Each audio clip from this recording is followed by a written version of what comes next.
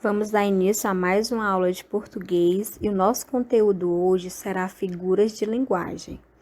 E antes de eu adentrar no conteúdo, irei dar a definição de sentido denotativo e conotativo. O sentido denotativo é quando a palavra está em seu sentido literal e real, e o sentido conotativo quando a palavra está em seu sentido figurado. Vamos para a definição de figuras de linguagem. As figuras de linguagem são recursos de estilo importantes no texto escrito e também na oralidade. Elas nascem para atender necessidades do falante em dizer as coisas de uma maneira diferente e assim surpreender o interlocutor. Ou seja, as figuras de linguagens, elas servem para dar maior expressividade à mensagem. A primeira figura de linguagem que nós temos é a comparação, e ela é um paralelo de semelhanças, também pode ser chamada de símile.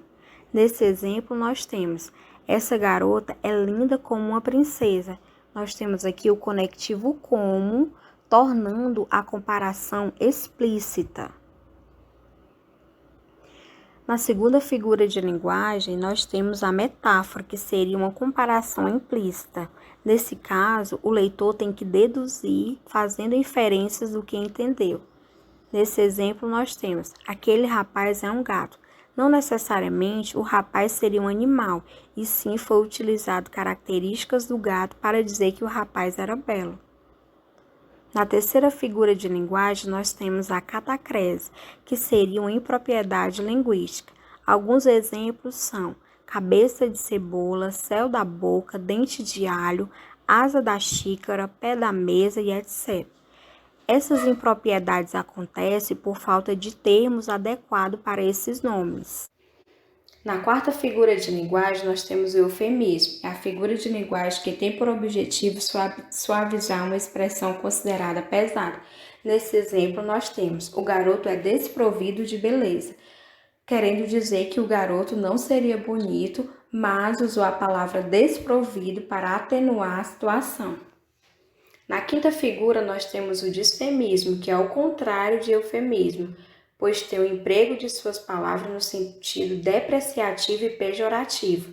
Nesse exemplo, nós temos: sábio é o cão chupando manga, querendo dizer que sábio é feio, e com isso atingindo ele. Na sexta figura, nós temos a antonomasia e a perífrase, quando se designa a pessoa não pelo seu nome, e sim por qualidade e características. No primeiro exemplo, nós temos: o rei do futebol é maravilhoso, um exemplo de antonomasia. No segundo exemplo, nós temos: a princesinha do norte está linda, um exemplo de perífrase. A sétima figura de linguagem seria sinestesia, no caso, mistura de sentidos sensoriais. Nesse exemplo, nós temos: este perfume é muito doce.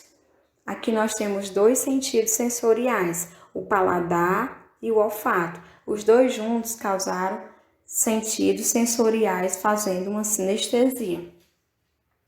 A oitava figura é o polissíndeto. Acontece através da repetição de uma ou mais conjunções. Nesse exemplo, nós temos: ou você estuda ou ficará reprovado. Nós temos a repetição da conjunção ou, que ela é coordenada, alternativa, e ela está dando aqui um exemplo de alternância.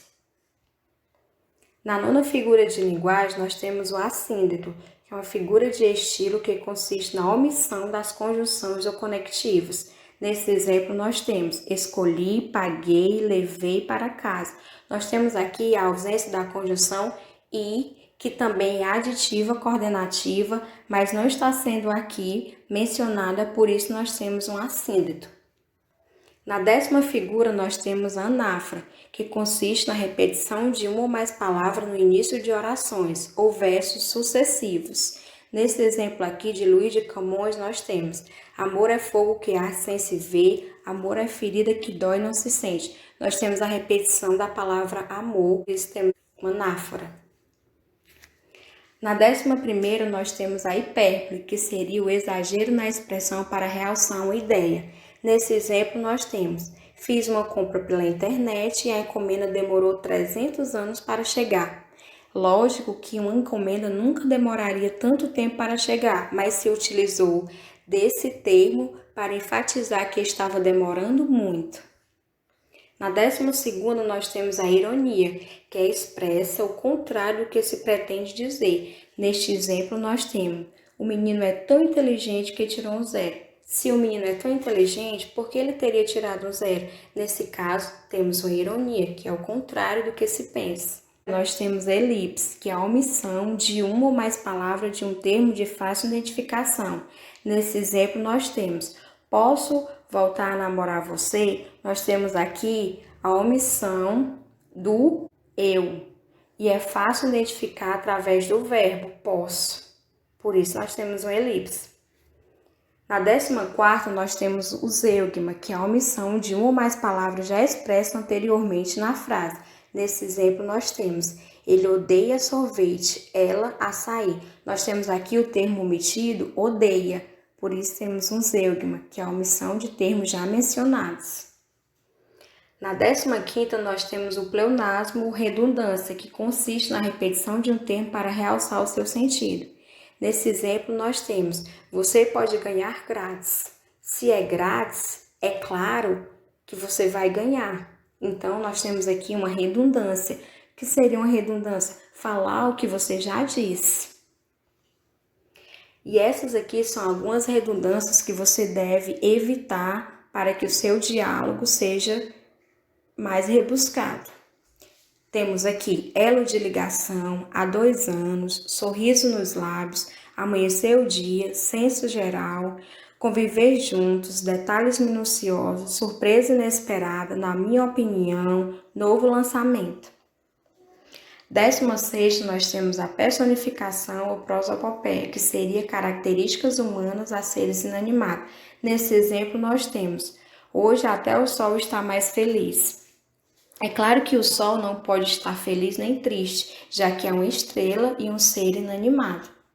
Na 17ª, nós temos a metonímia, que consiste em usar uma palavra por outra, que tenha relação. Nesse exemplo aqui, eu só utilizei a marca pelo produto, mas nós temos vários exemplos de metonímia. E esses produtos aqui são os que mais nós utilizamos, e ao invés de falar o nome do produto, nós falamos o nome da marca, que seria Gillette, Bombril, Bandete, são os mais utilizados. Na 18ª, nós temos a antítese, que seria ideias opostas. Nesse exemplo, nós temos: o amor e o ódio andam juntos. Temos aqui a contradição, por isso temos uma antítese. 19ª, nós temos a aliteração, que seria a repetição de sons consonantais.